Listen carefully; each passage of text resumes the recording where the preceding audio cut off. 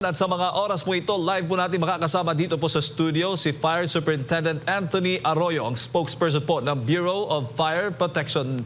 Sir, good morning at welcome po dito sa program Pulso ng Bayan ng SMNA. Maraming salamat po sa inyong oras. Ligtas na umaga rin po sa lahat. Sir Jade, maraming salamat. At Sir Admar, isang karangalan po maging paunahin inyong magiging guest dito on behalf of the Bureau of Fire Protection po. Ngayong buwan, sir, ay ginugunita o inoobserba po natin ang Fire Prevention Month. Ano bang tema natin ngayon? Ano bang mensahe natin para sa ating mga kababayan ngayong taon?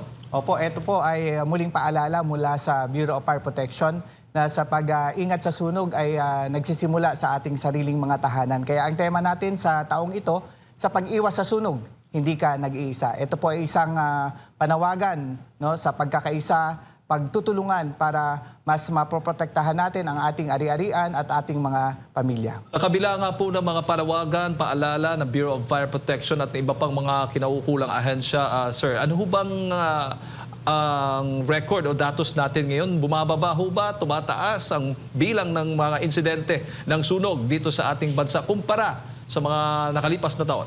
Opo, Sir Jade, kung babasihan natin ang period, comparing sa period ng this year at last year, yung January 1 hanggang March 5 na coverage period, ay bahagyang tumaas po ng 7%. Sa last year po ay nakatala tayo ng 2,820 fire incident. However, for this year, same period, ay nasa 3,012 na po. At yun po ang ating data dito. At kung basihan natin ang yung 3 years pa ay sa 2024 ay nasa 22,000 ang insidente ng sunog. However, naibaba natin to ng 16,000 last year plus. At yan po ang momentum na kailangan natin ituloy-tuloy pa para last year kasi naibaba natin ng 28%. At yan din ang mithiin natin sa taong ito, lalo pang maibaba ang fire incident nationwide. Opo. Ano ho ba yung madalas na sanhi ng sunog na naitatala po ng Bureau of Fire Protection sa ating bansa, sir? Opo, kung basihan natin yung datos ngayon, ang nangunguna po, although magkadikit lang, ang nangunguna sa ngayon ay yung open flame na 154 at pangalawa yung electrical causes na dikit lang, nasa 151. At pangatlo yung ember and spark. So sa open flame, ito po yung mga nakasinding kandilang naiwan, naging dahilan ng sunog. Gayon din yung open flame ng kitchen fire, yung habang nagluluto ay iniwan or naiwan habang nagluluto. So nagiging dahilan po ng sunog. At ang electrical causes naman po, ito po yung sa electrical wiring, halimbawa loose connection, arcing, short circuit, o di kaya yung mga electrical appliance natin na nag-overheat, nag-overload, or yung abuse use of electricity, halimbawa ino-overuse natin yung paggamit, halimbawa yung mga octopus connections. So yan po ang dalawang pangunahin. Pangatlo yung ember and sparks. So ember and sparks, halimbawa naman yan yung pag-discard ng cigarette butts, So at iba pang mga embers and sparks na nagdulot po ng nasabing sunog. So totaling po ng yun po ng 3,012. Okay? Again, sorry, that's only for NCR. Okay. Sa nationwide po, yung open flame, ganun pa din po, 864 at pangalawa yung electrical causes, 851. So yan po ang totaling. Ember and spark, yung pangatlo, nasa 376. At Sir Jade, mabanggit ko na lang din, nabanggit ko yung NCR. Sa NCR naman po ay bumaba ng 22% ang fire incident. However nga, totaling sa nationwide ay bahagyang tumaas compare natin same period. Nasa 7% ang pagtaas po. Opo, bago ko ipasa kay Partner Admar, sir, ano ho ba yung particular na mga lugar? Mostly ba mga kabahayan, mga establishmento ba ang madalas ay nasusunugan? Yes po, base dito sa occupancies na involved ay ang karaniwan po na pinakamaraming number of fire incident ay nasa single and two family dwelling. Ito po yung mga kabahayan na umabot sa 1,555. At pangalawa yung tindahan or yung mercantil. At pangatlo yung storage, followed by industrial and business. Pero ang pangunahin talaga yung mga bahay po. Kaya ito po yung aming ginagawang kampanya. sa taong ito, yung Obligasyon sa Bayan, Ligtas na Pamayanan. Ito po ay komprehensibong programa na ginagawa ng BFP. Ito po ay hindi lamang ahensya ng BFP, kundi iba't ibang ahensya po ang ating approach dito. Gayon din yung whole of the nation approach kasi kailangan talaga natin yung aktibong partisipasyon ng ating komunidad. Kaya ang Obligasyon sa Bayan, Ligtas na Pamayanan, ito po ay hindi lamang simpleng programa ng BFP. Ito po ay talagang kasunduan natin, no, na walang tahanan o lahat ng tahanan ay ligtas at walang pamilyang maiiwan sa gitna ng anumang sakuna. Colonel, magandang umaga. Buenos dias, no? Balikan ko lang muna, bakit March ino-observe ang Fire Prevention Month? Opo, March po, ginugunita natin ang Fire Prevention Month dahil po to sa nalagdaan way back 1966, no? Sa panahon pa ng ating former President Marcos Sr. at declaring March, no, as a Fire Prevention Month. So nagsimula to 1967 kasi nalagdaan ng November of 1966. So yan po ang kadahilanan at nagkataon rin talaga na tuwing Marso ay nagsisimula na yung transition ng ating from malamig na season to medyo mas mainit na season. Pero clarification lang, ang pinakamaraming insidente ng sunog, kung titingnan natin yung 20-year span, ganun din yung 5-year span, no, nangunguna talaga ang month po of April, ang pinakamaraming insidente ng sunog. Nag-average to sa 5 taon, nag-average ng 2,926, followed by March. No? Pangalawa yung March na 2,825. Ganyan din yung kahit yung 20 years na cover natin, no, ay ganun din, no? April din at pangalawa yung March. At ang pinakamababa naman sa 5-year natin na record dito sa data ay yung September, nag-average lang ng 1,370. Kaya ang Abril po ay talagang mainit na panahon dahil talagang ramdam na natin yung summer. So ang March po ay transitioning from cold to hot season. Kaya mas marami po ang gumagamit ng mga dikuryenteng kagamitan natin dahil mas mainit na nga yung panahon tulad ng mga pampalamig, pampahangin at gayon din, no, marami nang gumagamit ng mga cooking equipment natin na electrical din. Kaya yan po ang mga pangunahin na dahilan sa nasabing sunog, open flame at yung mga electrical related causes. Opo, napansin ko po dyan sa graph po na dala po ninyo, Colonel, panahon ng tag-init. Kasi ang mag-uumpisa, malimit yung tag-init, nasa March, ang pinaka-peak niya nasa April, tapos hanggang May. Which is top 3 din ang May ata sa inyo pong datos din. So, kumbaga, basically, malaki ang contribution ng panahon sa nangyayari pong sunog. Yes, sir, tama, Sir Admar, no? Dahil nga ang mainit na panahon ay tuyong-tuyo yung paligid. No, at dahil nga sa sobrang tuyo ay konting embers lang, kahit konting apoy lang. Ang apoy kasi pag once from incipient stage, no, to growth stage hanggang fully developed stage ay mas lalo siyang mabilis, no, kumalat dahil nga sobrang tuyo ng paligid. Kaya ang pangunahin nga yung open flame sa ngayon, no, pero mas madalas po ay electrical causes ang pangunahin. Sa ngayon lang almost magkadikit, no, halos 864 sa versus 851. So tama po, yung mga mainit talaga na season. Kaya meron kami mga programa ng mga hanggang sa barangay level, hanggang sa grassroots level natin na nag-house-to-house survey tayo para makipag-ugnayan sa mga bawat tahanan, sa mga barangay, gayon din sa local government unit para mag-house-to-house survey tayo at mag-inspect tayo kung kanilang pahintulutan para magbuo rin ng mga community fire auxiliary group para maging resilient po ang ating community at maging handa po, hindi lamang sa sunog, no, sa lahat po ng pwedeng sakuna na pwedeng mangyari sa kanilang lugar. Opo, Colonel, sa nakalipas na taong 2025, ano yung pinakamalaking sunog? And sa kasalukuyan naman po, from January to hanggang sa kasalukuyan, ano naman po yung pinakamalaking sunog natin? Opo, ang pinakamalaking sunog madalas po dito nangyayari sa NCR talaga, no? Dahil po alam naman natin ay densely populated area ay nasa metro cities at isa na diyan ang Metro Manila, no? Although sabi ko nga kanina, bahagyang o malaki ang binaba ng number of incidents sa NCR ng 22%, pero po kung i-consider natin yung laki, no? Alam natin na dito talaga madalas nangyayari yung conflagration sa National Capital Region kasi maliban sa densely populated area, marami pa rin po dito lugar po sa ating NCR na kung saan ay may marami pa ring informal settlers na kung saan pag nagkaroon ng sunog at gawing gitna ay napakabilis pong kumalat. Kaya nakita natin, no, almost mga fire-prone area nangyayari madalas dito sa NCR at yung mga kalapit na region at yung mga may malalaking metro din sa mga region. So pangalawa dito, kung titingnan natin sa datos, ang Region 4A ang pangalawa, no, 336 at yung Region 3 naman ang pangatlo na 249 out of the total of 3,012 na fire incident nationwide. So diyan tayo nakatutok sa mga fire-prone area, may mga proactive measures tayo diyan, no, patuloy sa pakikipag-ugnayan para talagang masabi natin, no, mas pagdating kasi sa mapinsalang sunog, mas mainam po talaga ay wag na natin hintayin ito bago tayo kumilos. Maging alerto, maging alisto at mas mainam po kung tayo po ay mas manatiling iwas peligro. Opo, pero napapansin ko rin po, Colonel, na may mga lugar dito po, lalo na dito sa Metro Manila, no, kasi densely populated tayo, may mga lugar na paulit-ulit na lang pong nasusunog. Kumbaga parang fire-prone talaga siya.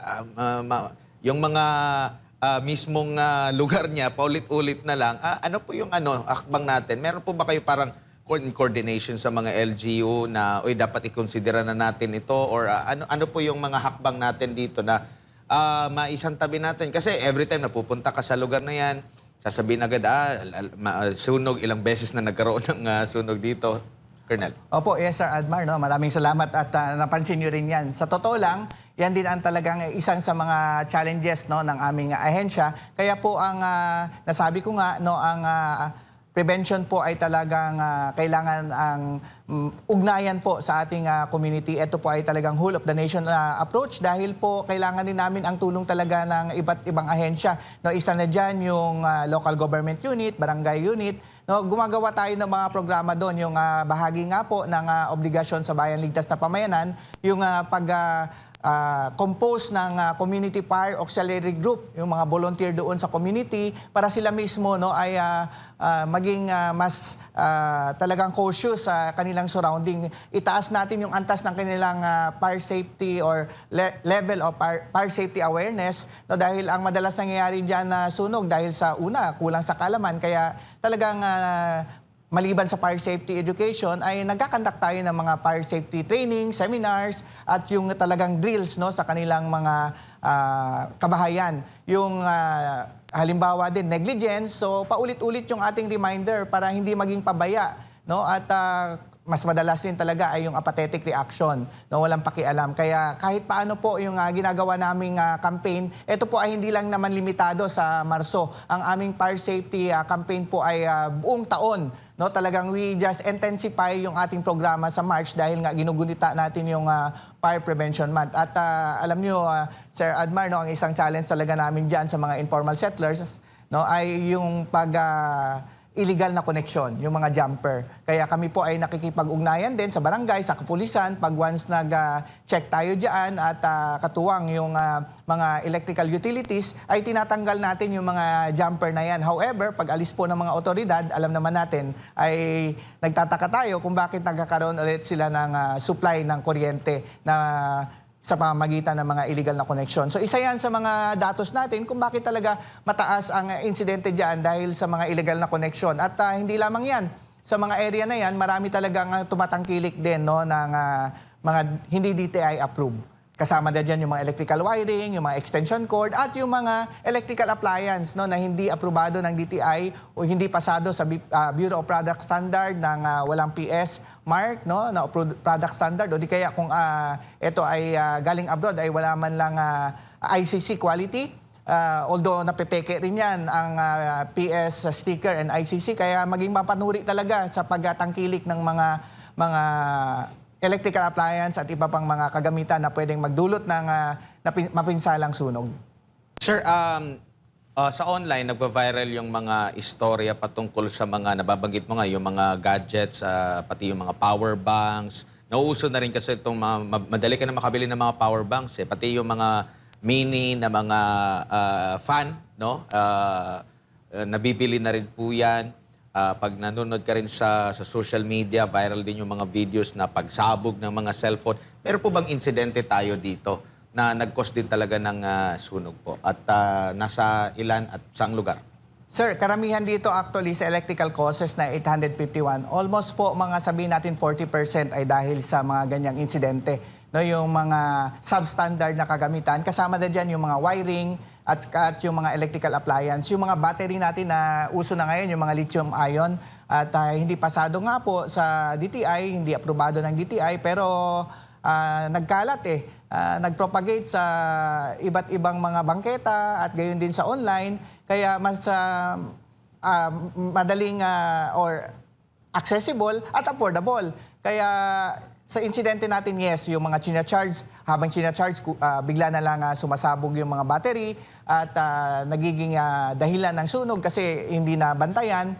At ganun din yung mga charger at iba pang mga gadget na nabibili na hindi aprobado ng DTI ay madalas po nagiging dahilan po ng nasabing sunog na perwisyo. Hindi lamang sa ari-arian, no, kundi sa buhay at gayon din sa kabuhayan. Kaya salo talaga to ang mapinsalang sunog na ito. Kaya yan ang panawagan namin, no, na gumamit ng mga di kalidad at saka yung mga DTI approved. Meron naman mga mura dyan na DTI approved. Opo, nababanggit mo yung hindi lang ari-arian, pati buhay ng mga tao.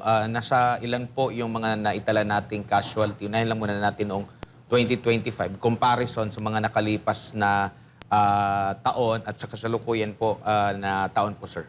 Bahagyang bumaba o malaki ang binaba, no, ng casualty or fatalities sa compare natin same period ay 33%. Ibig sabihin last year ay for this period ay 83 na, no? Compared sa this year ay nasa 56 lang. Although ang pagdating naman sa mga na-injured ay tumaas ng 28%, no? Last year same period ay nasa 232. However, for this year, covering the period of January 1 to March 6 ay nasa 297. Kaya yan po mas talagang mas importante po ang buhay. Kaya pag responde namin talagang priority natin ang buhay, ano? Pangalawa lamang yung ari-arian. At hindi lamang po sunog ang nirespondehan po ng BFP, no, for the information of everybody. Kami po ay meron ding emergency medical services at sa last nakaraang taon halos sa 10,000 po ang nailigtas natin from the tiyak na kapahamakan dahil sa aming ginagawang emergency medical services. Ibig sabihin may mga emergency medical responders tayo at maraming ambulansya po ang BFP at yung mga patient transfer vehicle.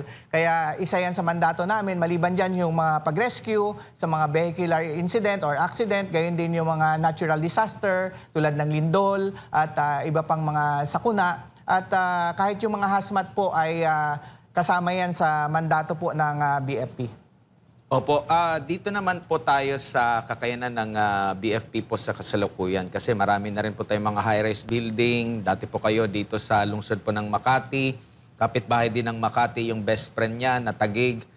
Marami din po mga high-rise building po dyan po. Ano yung kakayanan po natin? Or obligado na ba lahat ng mga gusali? Di ba parang meron kayong standard yan, sir, na bilang ng mga manggagawa dyan sa area na obligado sila na magkaroon ng fire, tawag yan? Brigade po. Fire brigade, no? Bawat gusali po. Yes po, ang isa sa mandato po ng Bureau of Fire Protection ay yung pag-enforce po ng Republic Act 9514 and its revised implementing rules and regulation. Kaya po sa lahat ng mga gusali ay talagang we make sure na talagang safe po yan ang mga gusali na yan.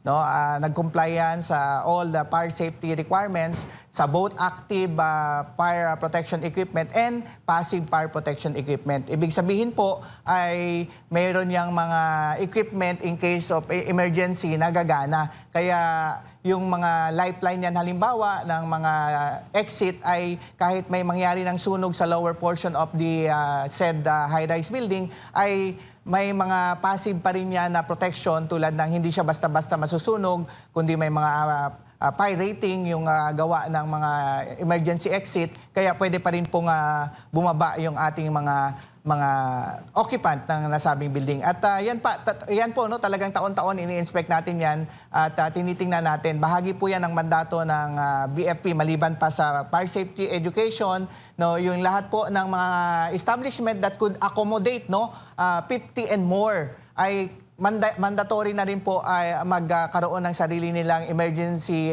fire brigade. Sila po ang unang responder in case na may mangyaring sunog sa kanilang establishment, no, at may kakayanan sila para mag-assist, para ma-evacuate yung mga occupant, at gayon din may kakayanan sila, train sila, no, for fire suppression din, at yan po ang kasama sa mandatory requirement po ng bawat establishment. So masasabi natin lahat ng mga high-rise building po ay may kaalaman, kakayanan at handa po sa anumang sakuna, at patuloy po ang ugnayan natin diyan, patuloy po ang pag-enforce natin ng Republic Act 9514 or yung Fire Code of the Philippines sa mga establishment na yan. Opo, noong unang araw ng Marso, narinig natin yung kaliwat ka ng mga sirena, ng mga fire trucks po ng BFP. Alam niyo po, Colonel, every time na may maririnig sila, na-alerto din yung mga kababayan natin kasi akala nila may sunog at nare-remind ulit sila na mag-ingat sa sunog. Now, ngayon pong buwan ng fire prevention, ano po yung mga nakalinya ninyong mga aktibidad? Hanggang saan po kayo pupunta, tutungo para po sa awareness campaign natin? Opo, ang Bureau of Fire Protection ay meron ng 40,000 strong men and women nationwide. No, at yung March 1 nga para sa hudyat na simula na ng fire prevention campaign, no, ay nagsagawa tayo ng motorcade at iba pang mga programa tulad ng fun run at ibang activities pa nationwide, no, simultaneously. So ito ay talagang sadyang nag-iingay po ang inyong BFP para magpapaalala na naman muli sa inyo na tag-init na naman at fire prevention na naman at doble pa ang ingat na gagawin natin. So yan po ang ating programa, yung nabanggit ko kaninang obligasyon sa bayan, ligtas na pamayanan or yung OLP. Ito po ay magbabarangay, pupunta sa mga bawat barangay ang ating mga personnel para mag-train, mag-conduct na mga seminars at yung mga drills, no? At iba pang yung mga programa natin tulad ng kahapon, meron tayong ginawang Fire Square Roadshow sa buong Pilipinas po, yung ating partner na mall, no, yung SM, halos sa lahat po ng Rion, dito sa NCR yung MOA, yung interactive learning naman doon ang matutunan ng mga kabataan or mga estudyante sa Fire Square Roadshow dahil po pinapangunahan lang po yun ng BFP pero marami pong ahensya ang nag-participate doon. Halimbawa ng PBOX para gusto nilang magkaroon ng actual simulation of lindol, no, at iba pang ahensya, AFP, no. So doon natutunan ng mga bata yung mga actual experience paano mag-edit or yung exit drill in the house dahil po meron tayong simulation doon na may usok at gumagapang ang mga bata para matuto sila, no, how to really save themselves in case of emergency, lalo na yung sunog. So agapang kasi mas ligtas pa ang hangin sa lower area. Kaya iba't iba po ang ginawa natin doon, mga interactive learning. Kaya yun po, buong buwan ay marami pa tayong komprehensibong programa at para magpakitang gilas naman po ang BFP, no, sa mga kahandaan, kakayanan ng buong Kawani ay magkakaroon kami ng National Fire Olympics sa Oroqueta. So doon gaganapin po ang friendly competition sa lahat po ng mga BFP naman per region ang magiging competition doon